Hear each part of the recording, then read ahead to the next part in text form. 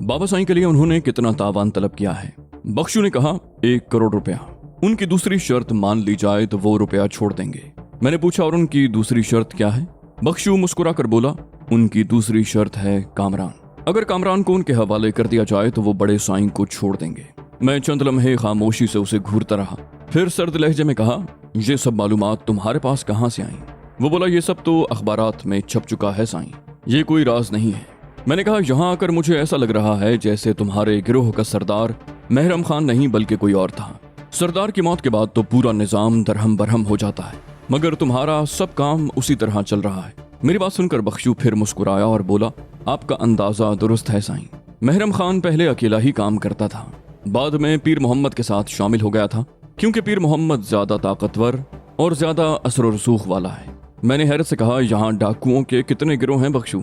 ऐसा लग रहा है जैसे यहाँ का हर आदमी डाकुओं के टोले में शामिल हो गया हो। वो बोला, अब से 3-4 साल पहले तो यहाँ डाकुओं के सिर्फ 3 गिरोह थे, मगर हुकूमत की ज्यादतियों, वडेरों के जुल्म और बेरोजगारी की वजह से हर नौजवान डाकू बन गया। इन डाकुओं में ज्यादा तादाद पढ़े लिखे नौजवानों की है। अगर यही हाल रहा साईं तो एक वक्त ऐसा भी आएगा जब हमारे इलाके में सिर्फ डाकू होंगे या पुलिस वाले। बख्शू जज्बाती हो गया। मैंने कहा, मुझे तो तुम भी पढ़े लिखे लगते हो। वो बोला, महरम खान का कोई साथी अनपढ़ नहीं है साईं। फिर उसकी आवाज सरगोशी में तब्दील हो गई। बोला, और मैं तो बड़े साईं के कहने पर गिरोह में शामिल हुआ था। मैंने कहा, मगर किसी भी मसले का हल ये तो नहीं होता। वो बोला, साईं, हल तो वो भी नहीं है जो आप कर रहे हैं। आप भी तो पढ़े लिखे हैं, फिर आपने हथियार क्यों उठाए? मैंने कहा, मैंने हथियार उठाए हैं मुल्क के दुश्मनों के खिलाफ, CIA, रॉ और मोसाद के खिलाफ। मेरी दुश्मनी अपनों से नहीं बल्कि गैरों से है। उसी वक्त बाहर बहुत से लोगों के बोलने की आवाजें आने लगी। बख्शू जल्दी से उठते हुए बोला, शायद साईं पीरल आ गया। दूसरे ही लम्हे दरवाजा खुला और कई आदमी अंदर आ गए। उनके जिस्मों पर गहरे रंग के ढीले ढाले शलवार सूट थे, पैरों में लेदर के लॉन्ग बूट्स थे। उनमें से कई ने शलवार के पांचे जूतों में उड़स रखे थे। उनके पीछे पीछे कई आदमी मस्जिद दाखिल हुए। वो 3 आदमियों को बाजुओं से पकड़कर घसीटते हुए ला रहे थे। उन्हें देखते ही मैं समझ गया कि ये तीनों मगवियान हैं। इन्हें यकीनी तौर पर तावान के लिए अगवा किया गया होगा। सबसे आखिर में जो शख्स कमरे में दाखिल हुआ वो हॉलीवुड की किसी काउबॉय फिल्म का किरदार लग रहा था। उसने जीन्स और जैकेट पहन रखी थी, पैरों में ब्राउन लेदर के लॉन्ग शूज थे, शाने पर एक राइफल झूल रही थी और बेल्ट के साथ दाएं बाएं दोनों होल्स्टर्स में रिवॉल्वर थे। उनकी पुश्त पर कैनवस का एक थैला भी बंधा हुआ था। बस किसी काउबॉय में और उसमें फर्क ये था कि उसके सर पर हैट की बजाय पगड़ी थी। वही शख्स पीर मोहम्मद या पीरल था। इस दौरान में हुजूर बख्श ने मुस्तैदी का मुजाहरा करते हुए एक पेट्रोमैक्स लैंप रोशन कर दिया। लैंप की रोशनी से पूरा कमरा मुनव्वर हो गया था। बख्शू ने आगे बढ़कर उसे सलाम किया और बोला, साईं, मेरे पास एक बुरी खबर भी है। उसने इस्तफसार तलब नजरों से बख्शू को देखा। वो बोला, साईं, वो महरम खान। उसने बख्शू की बात काट दी। बोला, मुझे मालूम हो चुका है बाबा, मगर महरम खान का कातिल मेरे हाथों से बचेगा नहीं। मैं उसे जमीन की तह से भी खोद निकालूंगा। उसकी बात सुनकर मेरे जिस्म में सनसनी सी दौड़ गई, गोया मैं पीर मोहम्मद का दुश्मन था। मैंने सोचा कि अब पहली फुर्सत में यहाँ से निकलना होगा। पीरल के लिए प्याल के ढेर पर ही एक रल्ली बिछा दी गई थी। एक आदमी ने आगे बढ़कर पीरल के शाने से लटकी हुई राइफल और पुश्त पर लदा हुआ कैनवस बैग उतार लिया। पीरल इत्मीनान से पांव फैलाकर रल्ली पर नीम तराज हो गया। एक आदमी आगे बढ़कर उसके जूते उतारने लगा। कैदियों को वहां से किसी नजदीकी कमरे में ले जाया गया था। उनके जोर जोर से बोलने की आवाजें आ रही थी। पीरल जूते उतरवा कर इत्मीनान से बैठ गया तो बख्शू ने अचानक कहा, साईं, मेरा एक दोस्त भी मेरे साथ आया है। पीरल संभल कर बैठ गया। बोला, कौन दोस्त? कहीं पुलिस का मुखबर तो नहीं है? बख्शू जल्दी से बोला, नहीं साईं, वो बेचारा तो खुद पुलिस से छुपता फिरता है। मेरे जिस्म में एक मर्तबा फिर सनसनी दौड़ गई और बेख्तियार मेरा हाथ जैकेट की जेब में चला गया जिसमें लोडेड रिवॉल्वर मौजूद था। बख्शू ने मुझे मुखातिब किया, अदा मंजूर, आओ बाबा साईं को सलाम करो। मैं अपनी जगह से उठा और आहिस्ता आहिस्ता कदम उठाता हुआ उसके सामने जा खड़ा हुआ। फिर मैंने बहुत अदब से उसे सलाम किया और रिवायती अंदाज में झुककर उसके पैर छूना चाहे। पीरल ने जल्दी से मेरे हाथ थाम लिए और पुरखुलूस लहजे में बोला, ना बाबा ना, बख्शू का मेहमान हम सब का मेहमान है। फिर उसने मुझे अपने करीब बैठने का इशारा किया और बख्शू से बोला, अरे बाबा, मेहमान को कुछ मानी टुक्कर, कुछ चाय पानी भी दिया है या? बख्शू जल्दी से बोला, अभी हम खाना ही खा रहे थे साईं। फिर पीरल को जैसे कुछ याद आ गया। वो बख्शू से बोला, बख्शू, अदा महरम खान तुम्हारे सामने मारा गया था? बख्शू ने कहा, मैं उस वक्त दूसरे कमरे में बंद था साईं। मरने के बाद मैंने उसकी लाश देखी थी। पीरल ने पूछा, उसके कातिल को नहीं देखा था?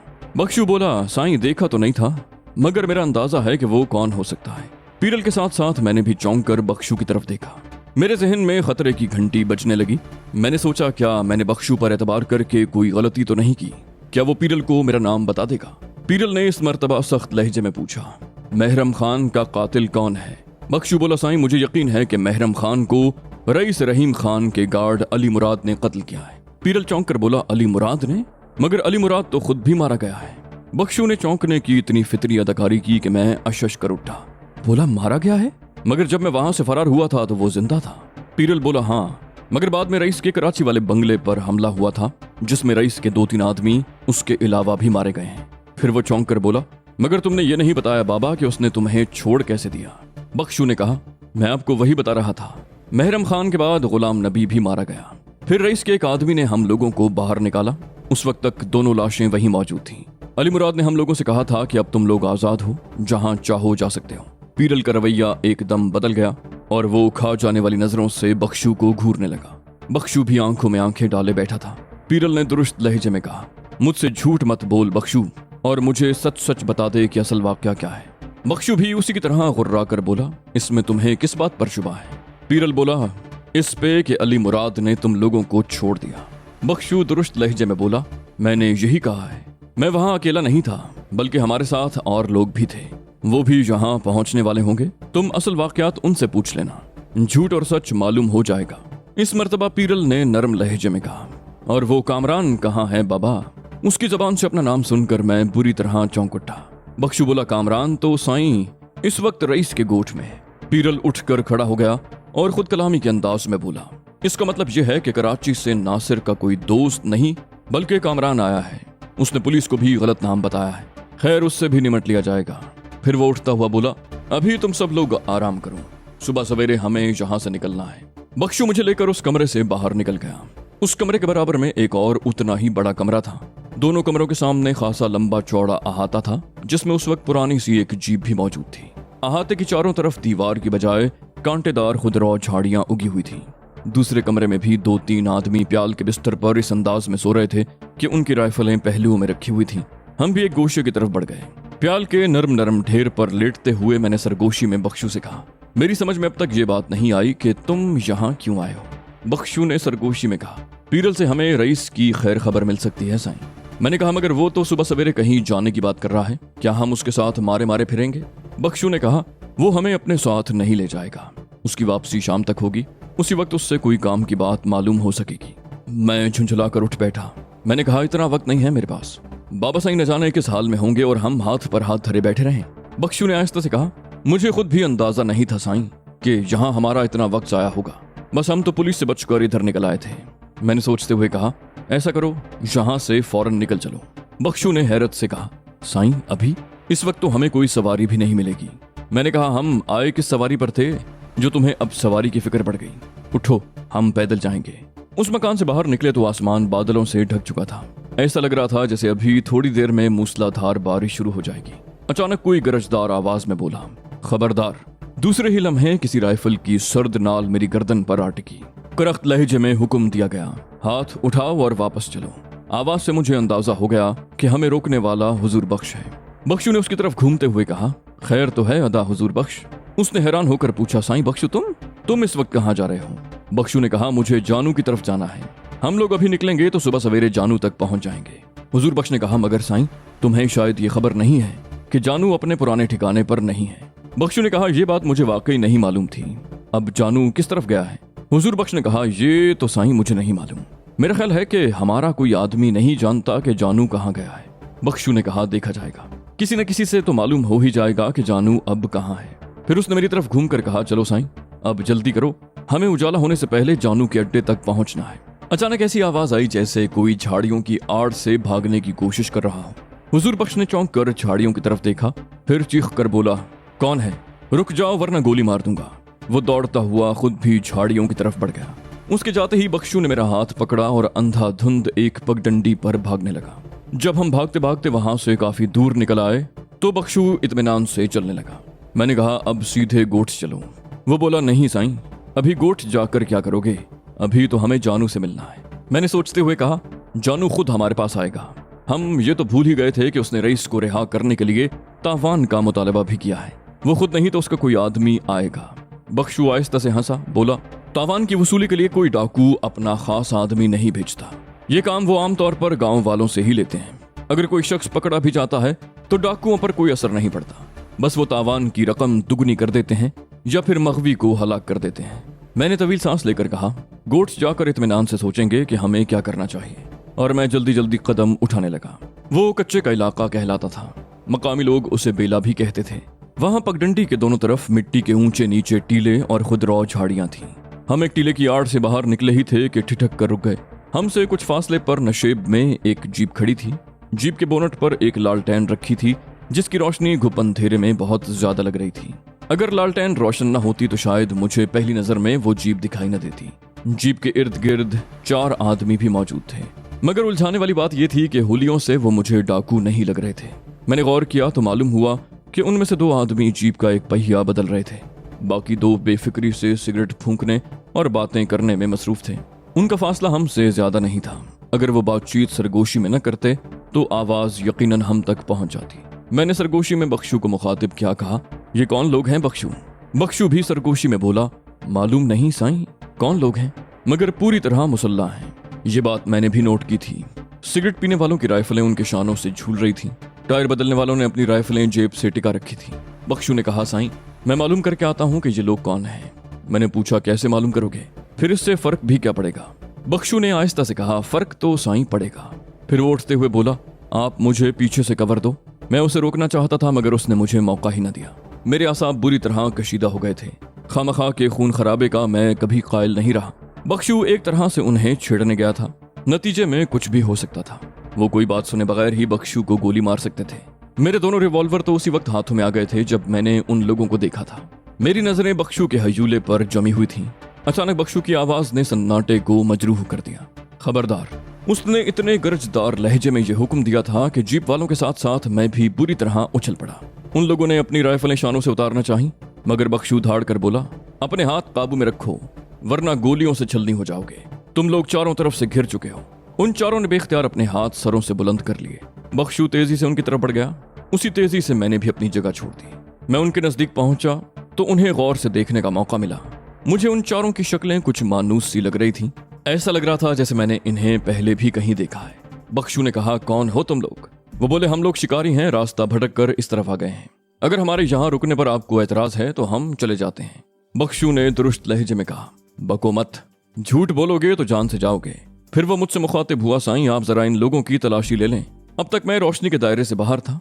मैं तलाशी लेने के लिए अंधेरे से रोशनी में आया तो उन लोगों को बुरी तरह चौंकते देखा। उनमें से एक बोला, कामरान साहब। उस वक्त अगर कोई मेरे सर पर वजनी लठ पूरी कुव्वत से रसीद कर देता तो मुझे उतनी हैरत न होती जितनी उस वक्त हुई थी। मैंने संभल कर कहा, कौन कामरान, कौन हो तुम? मैंने रिवॉल्वर उसकी कनपटी पर रख दिया। वो बोला, मैं असल में दुरानी साहब का आदमी हूँ। ये गोया मेरे लिए दूसरा धचका था। मैंने जल्दी से पूछा, दुरानी कहाँ है? वो बोला, दुरानी साहब यहाँ से ज्यादा दूर नहीं है, हमने जंगल में कैंप लगा रखा है। फिर वो कुछ तवक्कुफ के बाद बोला, हम असल में एक मुश्तबा घुड़सवार के ताकुब में निकले थे, रास्ता भूल गए। इसी दौरान में गाड़ी का टायर भी पंक्चर हो गया। मैंने कहा, तुम लोग इतने गैर मोहतात तो नहीं हो कि दुश्मन तुम्हारे सरों पर पहुंच जाए और तुम्हें मालूम भी ना हो। दूसरे आदमी ने बदले हुए लहजे में कहा, हम लोग वाकई इतने गैर मोहतात नहीं हैं कामरान साहब। मुझे तो उसी वक्त आपकी आमद का इल्म हो गया था जब आप यहाँ से कम से कम आधा मील दूर होंगे। मैंने जमीन पर कान लगाकर आपकी आहटें सुनी थी और इन लोगों को बताया था कि शुमाल की समत से 2 आदमी इस तरफ आ रहे हैं। आप जब टीले के पीछे से हमारा जायजा ले रहे थे तब भी हम आपसे बेखबर नहीं थे। हमने जानबूझकर आपको नजदीक आने का मौका दिया। मैंने तंजिया लहजे में कहा, मगर इसी खुश फहमी में तुम लोग मार खा गए। वो झुंझुलाकर बोला, बाजी अब भी हमारे हाथ में है।